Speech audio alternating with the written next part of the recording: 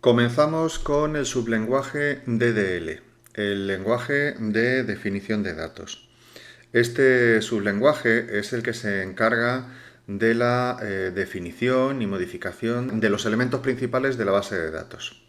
Concretamente de la base de datos, de las tablas y de los campos dentro de esas tablas. Como ya habíamos visto, el DDL es el lenguaje de definición y modificación de la estructura de elementos.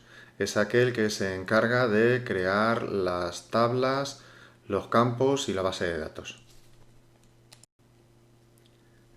También habíamos visto en las operaciones básicas de creación, modificación y borrado los comandos que afectan a las bases de datos, a las tablas y a los campos.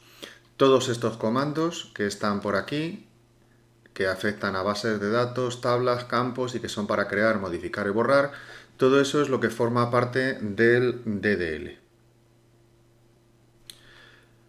Comenzamos con el elemento database. El database sirve para crear una nueva base de datos. Y su sintaxis es create database y a continuación el nombre de la base de datos. Por ejemplo, podemos poner create database y empresa. De ese modo, el SQL, el motor de base de datos, pues generará una nueva base de datos llamada empresa.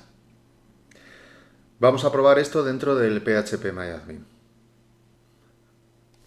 Ponemos en funcionamiento el servidor SAM, iniciamos el Apache e iniciamos el motor de MySQL y luego accedemos al phpMyAdmin por este botoncito de admin dentro del panel de control del SAM o directamente a través del enlace el acceso directo que habíamos creado anteriormente en el navegador. En cualquier caso, llegamos al localhost phpMyAdmin.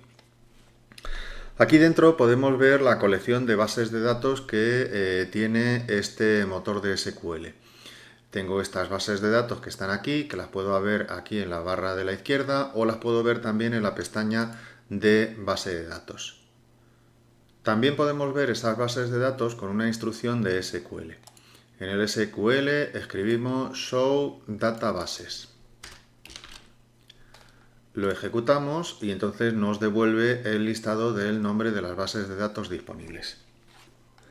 Para crear la base de datos lo podemos hacer con el phpMyAdmin, aquí poniendo el nombre de la base de datos y eligiendo la codificación. O podemos hacerlo con los comandos escribiendo create database y diciéndole el nombre de la base de datos que vamos a crear. Queremos crear la base de datos llamada empresa. Ejecutamos la instrucción y entonces nos dice que se ha creado correctamente, ahí aparece la base de datos y en el listado de base de datos pues también aparece. Bien, en principio esta base de datos habrá tomado la codificación por defecto que tenga el sistema y en este caso pues ha tomado esa codificación. Vamos a borrarla, la seleccionamos, le damos aquí a eliminar, estamos de acuerdo. Y entonces vamos a volver a crearla, pero indicando en este caso cuál debería ser la codificación que debe utilizar. En create database empresa, a continuación pondríamos el comando default character set y elegiríamos la opción UTF-8 y luego otra declaración que es default colate UTF-8-general-CI.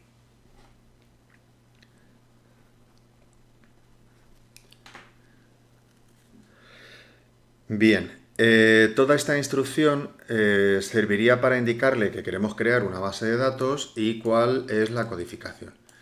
Le damos a continuar, se ejecuta correctamente y de nuevo se ha vuelto a crear la base de datos de empresa. En el listado de bases de datos vemos que esa base de datos, pues sí, esta vez se ha creado con la codificación que a nosotros nos interesaba.